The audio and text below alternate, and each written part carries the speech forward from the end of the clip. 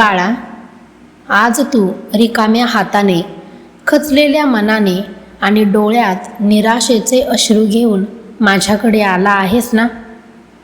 तुला असं वाटतंय की या जगात तू सर्वात गरीब आहेस.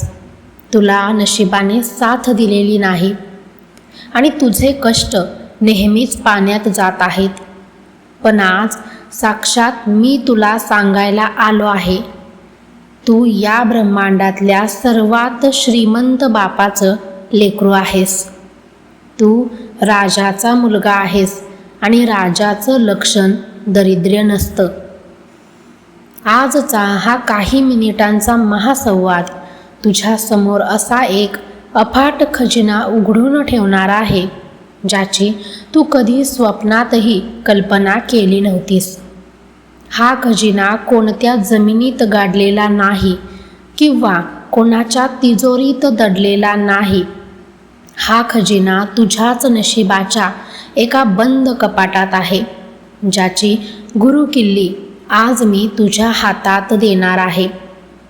नीट ऐक, जर आज तू हा निरोप वेळेअभावी किंवा संयम नसल्यामुळे अर्धवट सोडून गेलास, तर तू आयुष्यभर त्या भिकाऱ्यासारखा जगशील, जो खजिन्यावर बसूनही भीक मागत असतो. पण जर तू ही काही मिनिटं पूर्ण लक्ष देऊन ऐकलीस, तर तुझ्या येणाऱ्या 7 पिढ्यांना कोणासमोरही हात पसरण्याची गरज उरणार नाही. ही केवळ शब्दांचा फुलोरा नाही, हा माझा तुला दिलेला शब्द आहे. तुझा राज्याभिषेक आज इथूनच सुरू होत आहे. बाळा, रोज म्हणतोस ना, स्वामी, पैसा येतो पण टिकत नाही, कष्टाचं फळ मिळत नाही.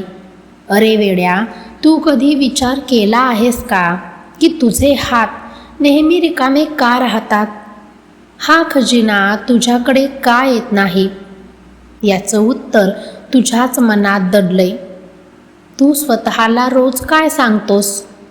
माझं नशीबच खराब आहे, माझ्या नशिबात सुखच नाही, पैसा म्हणजे सर्व दुःखाचं मूळ आहे. तुझे हेच विचार तुझ्या प्रगतीच्या आड येणाऱ्या मोठ्या भिंती आहेत. तू जेव्हा गरिबीचा विचार करतोस, तेव्हा तू गरिबीलाच आमंत्रण देतोस.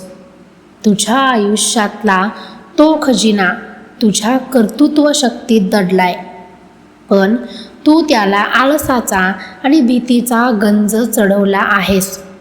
तुला माहीत आहे का, तुझ्या घरात अशी एक जागा आहे जिथे तू नेहमी नकारात्मक विचार करतोस.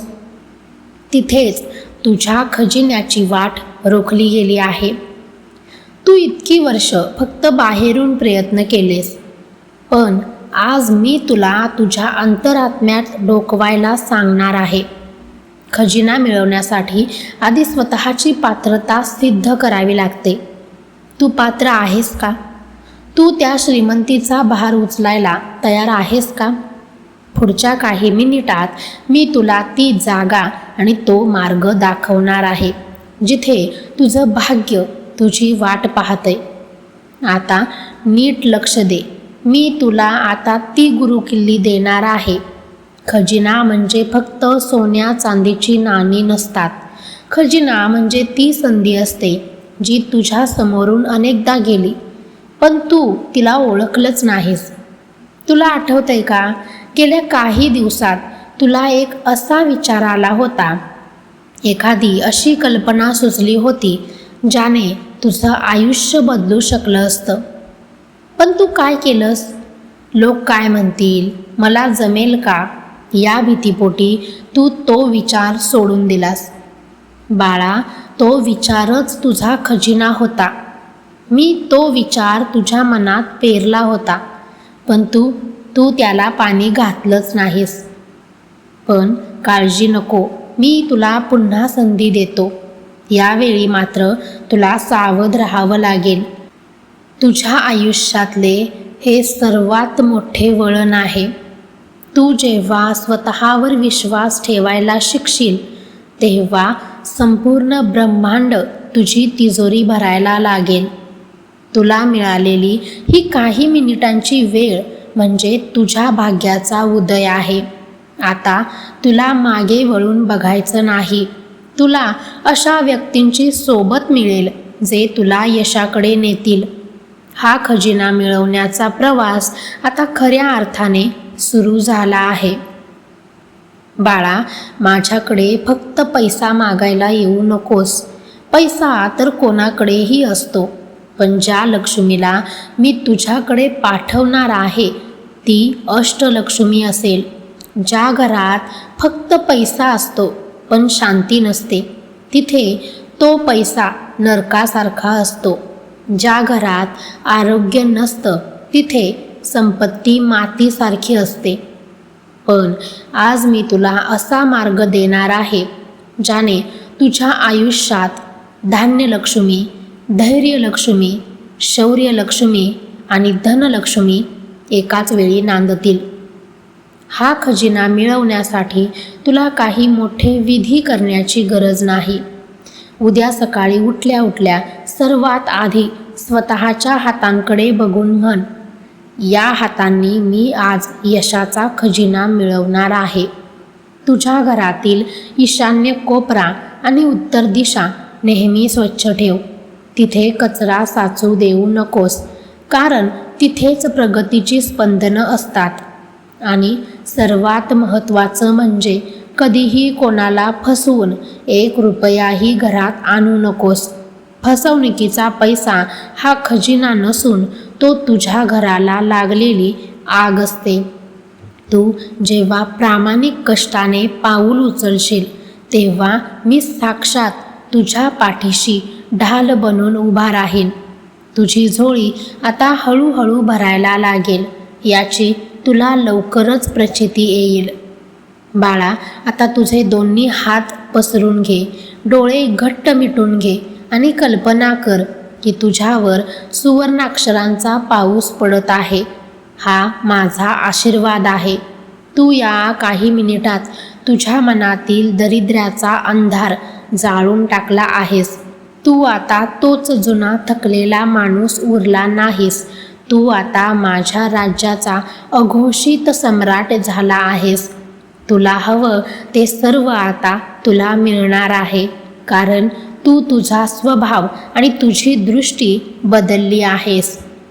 तू जेव्हा आज हा निरोप संपवून घराबाहेर पडशील तेव्हा तुला जगातील प्रत्येक गोष्टीत सुवर्ण संधी दिसायला लागेल. तुझ्या प्रगतीचे सर्व बंद दरवाजे आता एकापाठोपाठ एक उघडायला सुरुवात होतील. तुझ्यावरचं कर्जाचं ओझं, तुझ्या व्यापारातली मंदी आणि तुझ्या नोकरीतले अडथळे, हे सगळं आता या क्षणापासून इतिहासाचा भाग झालं आहे. उद्याचा सूर्य तुझ्यासाठी यशाची नवी पहाट घेऊन येईल. तुला आता कोणाही समोर हात पसरण्याची गरज नाही, कारण तू ज्याचा हात धरला आहेस तो संपूर्ण सृष्टीचा मालक आहे. बाळा, आता हा काही मिनिटांचा महासंवाद पूर्णत्वाकडे जात आहे. पण लक्षात ठेव, हा अंत नाही, ही तुझी सुरुवात आहे. तू आज ज्या संयमाने माझे शब्द ऐकले आहेत त्याचं फळ तुला साक्षात प्रचितीच्या स्वरूपात मिळेल. इथून पुढे तू जिथे पाऊल टाकशील तिथे तुला समृद्धी दिसेल. तुझ्या घराच्या उंबरट्यावरून आता दुःख बाहेर जाईल आणि लक्ष्मी कायमची घरात वस्ती करेल. तू आता माझा वारसदार आहेस.